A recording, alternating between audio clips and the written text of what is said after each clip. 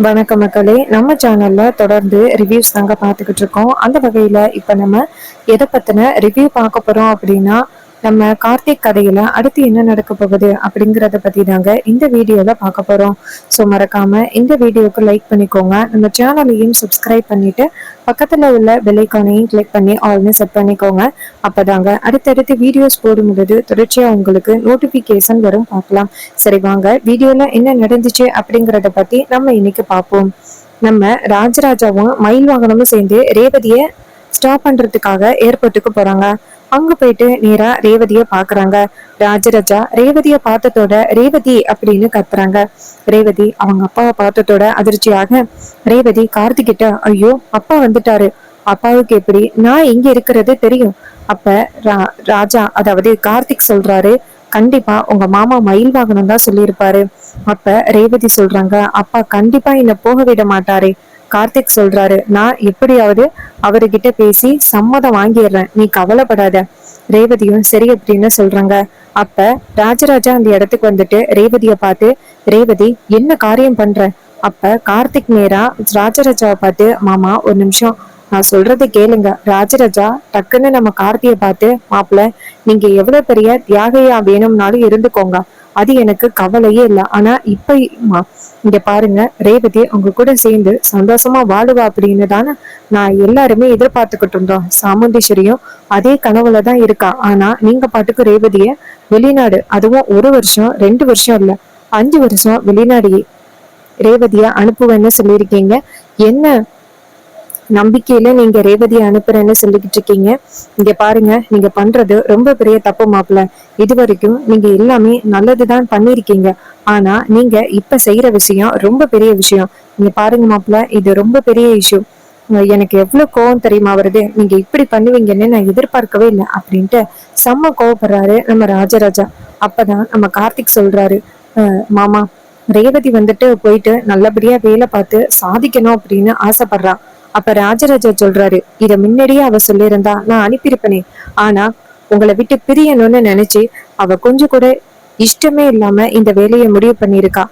அப்ப நம்ம ரேவதி சொல்றாங்க, அப்பா நான் அப்படியெல்லாம் இல்லப்பா, எனக்கு போய் வேலை பார்க்கணும்னு ஆசை. அப்ப ராஜராஜா சொல்றாரு, ரேவதி நீ நிப்பாட்டு, நீ பேசாத. பெத்த அம்மா அப்பாவையும் விட்டுட்டு போகணும் அப்படின்னு நீ யோசனை பண்ணிட்டியல்ல, அப்ப எங்க மேல கொஞ்சம் கூட உனக்கு விருப்பமே இல்லை அப்படின்னு தானே அர்த்தம். எங்க என் மேலேயும் அம்மா மேலேயும் உனக்கு பாசமே இல்லைன்னு தானே அர்த்தம். அதான் இவ்வளவு ஈஸியா நீ கிளம்பிட்ட. அப்ப ரேவதி அவங்க அப்பாவை பார்த்து, அப்பா என்னை மன்னிச்சிருங்கப்பா, உங்ககிட்ட நான் உண்மையை சொல்லியிருக்கணும். ராஜராஜா சொல்றாரு, அதான் உண்மையை சொல்லாம நீ கிளம்பிட்டியே. இப்ப மட்டும் நான் உன்னை தடுக்கலைன்னா இதுக்கப்புறம் 5 வருஷம் நான் உன்னை பார்த்திருக்கவே முடியாது. அதுக்கு இடையில எனக்கோ இல்ல உன் அம்மாவுக்கோ ஏதாவது ஆனா கூட நீ வரமாட்டியல்ல, அதானே ரேவதி? இதை கேட்டதோட ரேவதி செம்ம ஷாக் ஆகுறாங்க. அப்பா தயவு செஞ்சு அப்படி சொல்லாதீங்கப்பா. அப்ப ராஜராஜா சொல்றாரு, அம்மாடி நீ போன பிறகு எங்க 2 பேருக்கும் கண்டிப்பா ஏதாவது ஆகும். அப்ப கூட நீ வரமாட்டியல்ல, பெத்த அம்மாவும் அப்பாவும் செத்து போனா கூட வரமாட்டியல்ல. இது கேட்டதோட ரேவதி அதிர்ச்சியாகி அவங்க அப்பாவை கட்டி பிடிச்சு அழுகுறாங்க. அப்பா என்னை மன்னிச்சிருங்கப்பா, நான் ரொம்ப தப்பான முடிவு எடுத்துட்டேன். நான் உங்களை விட்டு பிரியணும் அப்படின்னு நினைச்சது தப்புதான்ப்பா அப்படின்னு சொல்லிட்டு ரேவதி அவங்க அப்பாவை பத்தி கெஞ்சுறாங்க.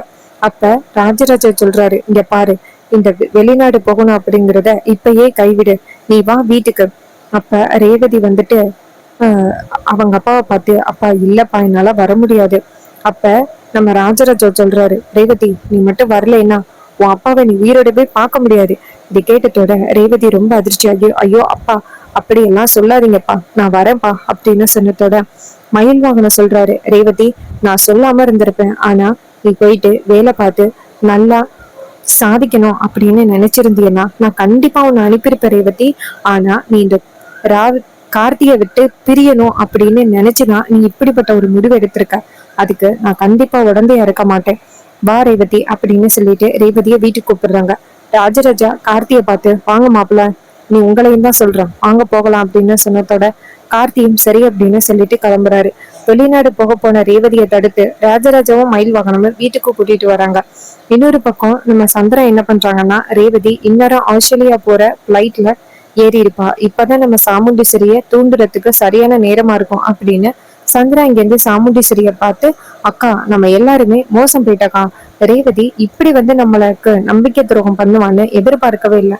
சாமுண்டீஸ்வரி சந்திராவை பார்த்து, சந்திரா என்ன சந்திரா, அவ கல்யாணத்துக்கு தானே போயிருக்கா, இப்ப என்னதான் பிரச்சனை உனக்கு?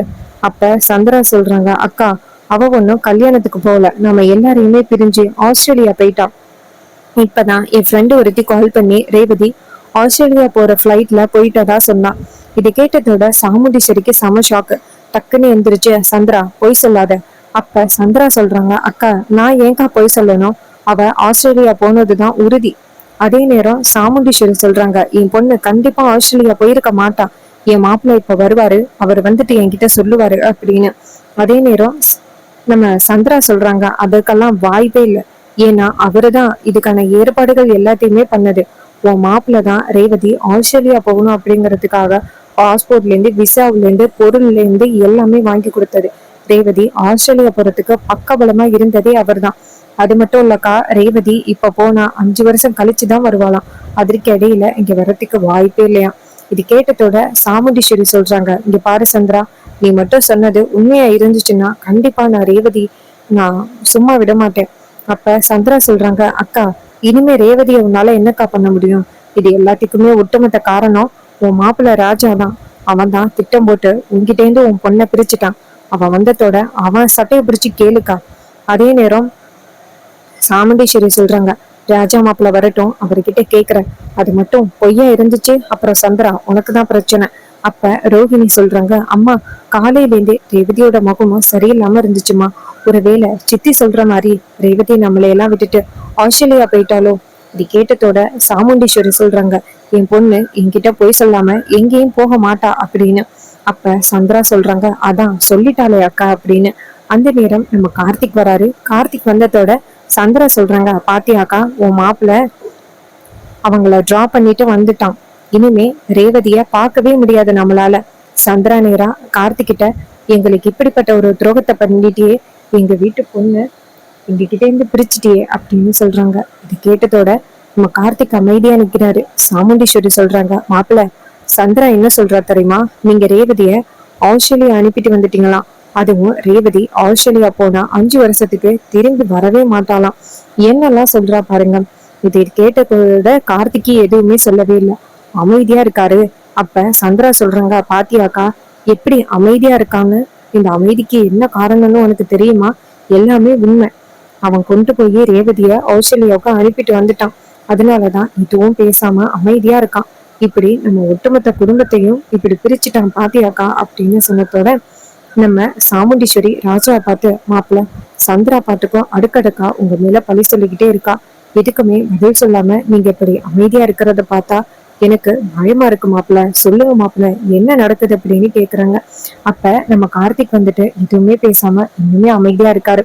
அப்ப சந்திரா சொல்றாங்க, பாத்தியாக்கா உன் மாப்பிள்ள இப்படி பண்ணுவான்னு நீ எதிர்பார்த்திருக்கவே மாட்டியல்ல, உன் பொண்ணை கடைசில இருந்து உன்கிட்ட இருந்து பிரிச்சுட்டான் பத்தியா அப்படின்னு. இவன் அந்த ராஜ சேதுபதியோட பேரன், அதனாலதான் இப்படிப்பட்ட ஒரு காரியத்தை பண்ணியிருக்கான். எப்படி அவங்களோட பையன் ராஜா ராஜா நம்ம மாமாவை பிரிஞ்சிருக்காங்களோ அதே மாதிரி நீ உன் பொண்ணை பிரிஞ்சிருக்கணும் அப்படின்னு அவன் ரேவதிய ஆஸ்திரேலியாவுக்கு அனுப்பிட்டான், இப்படி திட்டம் போட்டு பாத்தியாக்கா அப்படின்னு சொல்றாங்க. அப்ப சாமுண்டீஸ்வரி டக்குன்னு, ஐயோ போது நிறுத்து, ஏன் இப்படி முடிச்சு போட்டு பேசுற அப்படின்னு சொல்லிட்டு செம்ம கோவப்படுறாங்க. அப்பதான் நம்ம ராஜராஜா மயில் வாகனம் 2 பேரும் வராங்க. அவங்க வந்ததோட நம்ம சந்திரா நேரா ராஜராஜாவை பார்த்து, மாமா மாமா இவன் என்ன காரியம் பண்ணான் தெரியுமா, உங்க பொண்ணை உங்ககிட்ட இருந்து பிரிச்சுட்டான், இனிமே ரேவதி வீட்டுக்கே வரமாட்டா, 5 வருஷம் இப்படி பிரிச்சுட்டானே அப்படின்னு சொல்லி பேசுறாங்க. அப்பதான் அந்த இடத்துக்கு நம்ம ரேவதி வராங்க. ரேவதி லக்கேஜோட வரதை பார்த்துட்டு சந்திரா செம்ம ஷாக் ஆகுறாங்க. என்ன இது, இவ ஆஸ்திரேலியா போறதால சொன்னாங்க, என்ன இவ இங்க வந்துகிட்டு இருக்கா அப்படின்னு. அப்ப சாமுண்டீஸ்வரி ரேவதியை பார்த்ததோட ஓடி போய் ரேவதி கிட்ட, ரேவதி என்னமாச்சு, என்ன நடக்குது இங்க, பெங்களூர் போறேன்னு சொல்லிட்டு இப்படி திரும்பி வந்திருக்க. அப்ப ராஜராஜா சாமுண்டீஸ்வரிய பார்த்து, உள்ளாரவா சாமுண்டீஸ்வரி விஷயத்த சொல்றேன் அப்படின்னு சொல்லி வீட்டுக்குள்ள கூட்டிட்டு வராங்க. சந்திரா இதையெல்லாம் பார்த்துட்டு ஷாக் ஆகுறாங்க. சாமுண்டீஸ்வரி சந்திராவை பார்த்து, என்ன சந்திரா ரேவதி மேல அடுக்கடுக்கா பழி சொல்லிக்கிட்டே போன, இப்ப எதுவுமே பேசாம அமைதியா இருக்க, இங்க பாரு என் பொண்ணு என்கிட்ட சொல்லாம அவ எங்கேயும் போக மாட்டான், நீ தேவையில்லாம என் மேல, என் பொண்ணு மேல எவ்வளவு பெரிய பழிய போட்டிருக்க. அப்ப சந்திரா சொல்றாங்க, சரிக்கா அதை விடு. ரேவதி ஆஸ்திரேலியா போனது நிஜம், நீ வேணும்னா அவகிட்டே கேட்டு பாரு. அப்ப சாமுண்டீஸ்வரி ரேவதியை பார்த்து, ரேவதி, சந்திரா என்ன சொல்றா தெரியுமா?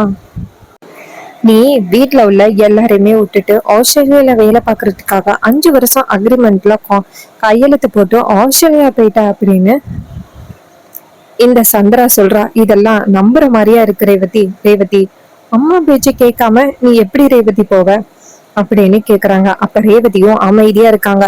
அப்பதான் சாமுண்டீஸ்வரி கேக்குறாங்க, ரேவதி என்ன பேசிக்கிட்டே இருக்கேன், அமைதியா இருக்க? அப்பதான் ராஜராஜா சொல்றாரு, சாமுண்டீஸ்வரி, ரேவதி வெளிநாடு போக முயற்சி பண்ணது உண்மைதான். இது கேட்டதோட சாமுண்டீஸ்வரிக்கு பேரதிர்ச்சி. என்னங்க சொல்றீங்க? அப்பதான் ராஜராஜா சொல்றாரு, ஆமாமா, ரேவதி மாப்பிள்ளை கிட்ட ஆஸ்திரேலியா போகணும்னு சொல்லி கேட்டிருக்கா. அதுவும் எப்படி சொல்லி தெரியுமா கேட்டிருக்கா?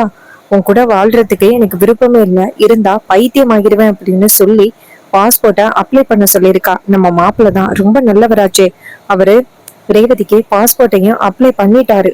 அப்புறமா பாஸ்போர்ட் விசா வந்ததோட ரேவதிய ஆஸ்திரேலியாவில கொண்டு போய் விடுறதுக்கே கிளம்பிட்டாரு.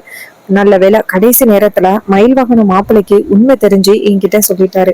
நானும் மயில் வாகன மாப்பிள்ளையும் போயிட்டு ரேவதிய எப்படியோ ஸ்டாப் பண்ணிட்டோம். நாம மட்டும் ஸ்டாப் பண்ணாம இருந்திருந்தா இன்னரும் ரேவதியை நம்மளால பாத்திருக்கவே முடியாது. சந்திரா சொன்ன மாதிரி ரேவதி ஆஸ்திரேலியா போறதுக்கு முயற்சி பண்ணது உண்மைதான். இது கேட்டதோட சாமுண்டீஸ்வரிக்கு செம்ம ஷாக்கு. சாமுண்டீஸ்வரி நேரா ரேவதி கிட்ட போயிட்டு, ரேவதி ஏன் இப்படி பண்ண? அப்ப ரேவதி சொல்றாங்க, அம்மா என்னை மன்னிச்சிருங்கம்மா. சாமுண்டீஸ்வரி கோவமா ரேவதிய ஓங்கி அறையிறாங்க. ரேவதி ரொம்ப அதிர்ச்சி ஆகுறாங்க. சாமுண்டீஸ்வரி கேக்குறாங்க, ரேவதி அந்த அளவுக்கு நான் உன்னை ரொம்ப கொடுமை பண்ணிட்டேனா? இங்க பாரு, அந்த மாயாவும் மகேஷும் தப்பானவங்க அப்படின்னு உன்கிட்ட நான் எத்தனை தடவை சொல்றது? அப்பதான் மயில்வங்கன்னா சொல்றாரு, அத்தை, மாயாவும் மகேஷும் தப்பானவங்க அப்படிங்கிறத நம்ம மாப்பிள்ள எப்பவோ ரேவதிக்கு நிரூபிச்சுட்டாங்க. இருந்தும் ரேவதி பிடிவாதத்தோட ஆஸ்திரேலியா போகணும் அப்படின்னு ரொம்ப பிடிவாதம் பண்ணியிருக்கா. இதனாலதான் மாப்பிள்ள ரேவதி ஆஸ்திரேலியா போறதுக்கு உதவி பண்ணியிருக்காரு. இல்லைன்னா அவர் அப்படி உதவி பண்ணியிருக்க மாட்டாருமா. இது கேட்டதோட சாமுண்டீஸ்வரி நேரா ராஜாவை பார்த்து, மாப்பிள்ள நீங்க கூட கடைசியில இப்படி பொய் சொல்லிட்டீங்களே, நீங்க இப்படி பொய் சொல்லுவீங்க அப்படின்னு நான் எதிர்பார்க்கவே இல்லை. அப்ப மயில்வாகனம் சொல்றாரு, அத்தை, இது எல்லாத்துக்கும் காரணம் இவரு கிடையாது, ரேவதி தான். ரேவதியோட பிடிவாதத்தினாலதான் அவரு ரேவதி ஆஸ்திரேலியா போறதுக்கு ஹெல்ப் பண்ணியிருக்காரு. இல்லைன்னா அவரு ஹெல்ப் பண்ணியிருக்க மாட்டாரு. உங்களுக்கே தெரியும்லத்த, 2 பேருக்கும் எப்படி கல்யாணம் நடந்துச்சு அப்படின்னு. அதனாலதான் ரேவதி இப்படி முடிவு பண்ணியிருக்கா. அப்ப சாமுண்டீஸ்வரி ரேவதிய பார்த்து, ரேவதி, அதான் அவங்க 2 பேரும் எவ்வளவு பெரிய கேடி அப்படிங்கறது உனக்கு தெரிஞ்சு போச்சுல்ல. தெரிஞ்சும் இதுக்கு ரேவதி இப்படி பண்ண? இங்க பாரு, அந்த மாயாவும் மகேஷுக்காகவுமா நீ உன் புருஷனை விட்டு பிரியலாம் அப்படின்னு முடிவு பண்ண? அப்ப ரேவதி அவங்க அம்மாவை பார்த்து கையெடுத்து கும்பிட்டு, அம்மா என்னை மன்னிச்சிடுங்கம்மா, நான் அவசரப்பட்டு முடிவெடுத்துட்டேன். முடிவெடுத்தப்ப கூட எனக்கு எதுவும் தெரியல. என் ஃப்ரெண்ட்ஸ் எல்லாம் சொன்னாங்க நான் அவசரப்பட்டு முடிவெடுக்கிறேன் அப்படின்னு. ஆனா அவங்களோட பேச்ச நான் கொஞ்சம் கூட கேட்காம இந்த மாதிரி முடிவெடுத்தது என்னோட ரொம்ப பெரிய தப்புமா, என்ன மன்னிச்சிருங்கம்மா. சாமுண்டீஸ்வரி சொல்றாங்க, இங்க பாரு, ராஜா மாப்பிள்ள மாதிரி ஒருத்தன் கிடைச்சதுக்கு நீ ரொம்ப கொடுத்து வச்சிருக்கணும். அதை விட்டுட்டு அவரை போய் தப்பா நினைச்சு இப்படி வெளிநாடு வரைக்கும் இப்படி பிளான் பண்ணிருக்கே. இங்க பாருமா ரேவதி, ஒருவேளை அவர் கூட உனக்கு வாழ்றதுக்கு விருப்பமே இல்ல அப்படின்னா என்கிட்ட சொல்லிருமா. அப்பதான் ரேவதி சொல்றாங்க, அம்மா இப்பதாம்மா அவரை பத்தி நான் புரிஞ்சுக்கிட்டேன், அவரு எவ்வளவு நல்லவர் அப்படின்னு. நான் தாம்மா அவரை பத்தி ரொம்ப தப்பா நினைச்சிட்டேன், ஏன்னா மன்னிச்சிருங்கம்மா அப்படின்னு சொன்னதோட சாமுண்டீஸ்வரியும் ரேவதி அவரை பத்தி புரிஞ்சுக்கிட்டேனாலே போதும் அப்படின்னு சொல்றாங்க. அப்ப நடக்கிறதையெல்லாம் பார்த்துட்டு சந்திரா நினைக்கிறாங்க, என்ன இது, எல்லாருமே சேர்ந்து அந்த ராஜா மேலதான் தப்பு இருக்கு அப்படின்ட்டு அவனை இந்த வீட்டை விட்டு அனுப்புவாங்கன்னு பார்த்தா எல்லாருமே இப்படி சமாதானம் ஆகிட்டாங்களே, விடக்கூடாது அப்படின்ட்டு சந்திரா நேரா சாமுண்டீஸ்வரிய பார்த்து, அக்கா இங்க பாருக்கா, என்ன இது, இந்த ரேவதி வெளிநாடு போறதுக்கு முக்கிய காரணமே உன் மாப்பிள்ள ராஜா தான். அதாவது அந்த ராஜ சேதுபதியோட பேரன் கார்த்திக். நீ எப்படி வந்துட்டு அவங்க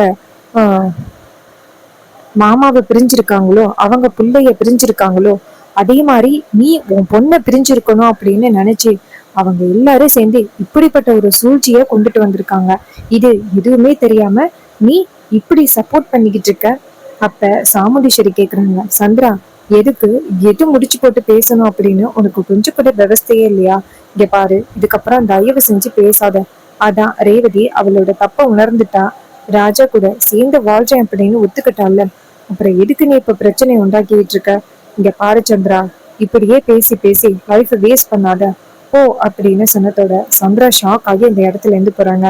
ரேவதி நேரா சாமுண்டீஸ்வரிய பார்த்து, அம்மா, நான் எடுத்த முடிவு ரொம்ப தப்புன்னு இப்பதாம்மா நான் புரிஞ்சுக்கிட்டேன். நான் இனிமே வெளிநாடு போகணும் அப்படின்னு நினைக்க மாட்டேம்மா அப்படின்ட்டு அவங்க அம்மாவோட காலில் விழுந்து மன்னிப்பு கேட்க, சாமுண்டீஸ்வரியும் சரி பரவாயில்ல ரேவதி அப்படின்னு சொல்றாங்க. அப்பதான் சாமுண்டீஸ்வரி கேட்கறாங்க, ரேவதி, இந்த அம்மாவை விட்டு பிரியறதுக்கு தயாராகிட்டியல்ல? அப்ப ரேவதி மன்னிப்பு கேக்குறாங்க, அம்மா என்னை மன்னிச்சிருங்கம்மா அப்படின்னு. அதே நேரம் சாமுண்டீஸ்வரி சொல்றாங்க, சரி போயிட்டு ரெஸ்ட் எடு. ரேவதியும் சரி அப்படின்னு சொல்லிட்டு ரூமுக்கு வராங்க. அங்க வந்ததோட கார்த்திக் ரேவதிய பார்த்து கையெடுத்து கும்பிட்டு, சாரி ரேவதி அப்படின்னு சொல்ல, ரேவதி கேக்குறாங்க, இப்ப எதுக்கு நீங்க சாரி சொல்றீங்க? அப்ப கார்த்திக் சொல்றாரு, இல்ல, உன்னை நான் வெளிநாடு அனுப்புறேன்னு சொல்லிட்டு கடைசியில இப்படி ஒரு பிரச்சனையில மாட்ட வச்சுட்டேன்னு என்ன மன்னிச்சிரு ரேவதி. ரேவதி சொல்றாங்க, இங்க பாரு, எனக்குமே வெளிநாடு போகணும் அப்படின்னு விருப்பம் இல்லதான். அப்ப கார்த்திக் கேக்குறாரு, என்ன சொல்ற? அப்ப ரேவதி சொல்றாங்க, ஆமா, தெரிஞ்சோ தெரியாமலேயோ எனக்கு உன் மேல லவ் வந்துருச்சு. அதனாலதான் எனக்கு வெளிநாடு போறதுக்கு விருப்பமே இல்லை. யாராவது தடுக்க மாட்டாங்களா அப்படின்னு நினைச்சுக்கிட்டு இருந்தேன். அதே மாதிரி நீ இது மாதிரி அப்பா தடுத்துட்டாரு. அப்பதான் எனக்கு நிம்மதியா இருந்துச்சு அப்படின்னு சொல்றாங்க.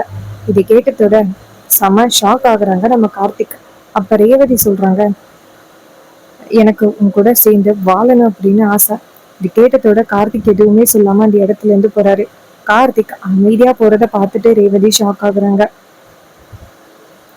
இன்னொரு பக்கம் நம்ம சாமுண்டீஸ்வரி அவங்க ரூமுக்கு போனதோட ராஜராஜா நேரா சாமுண்டீஸ்வரி கிட்ட போயிட்டு, பாத்தியா சாமுண்டீஸ்வரி, அவசரப்பட்டு முடிவெடுத்தனால பொண்ணோட லைஃப் எப்படி ஆக பண்ணுச்சு பாத்தியா?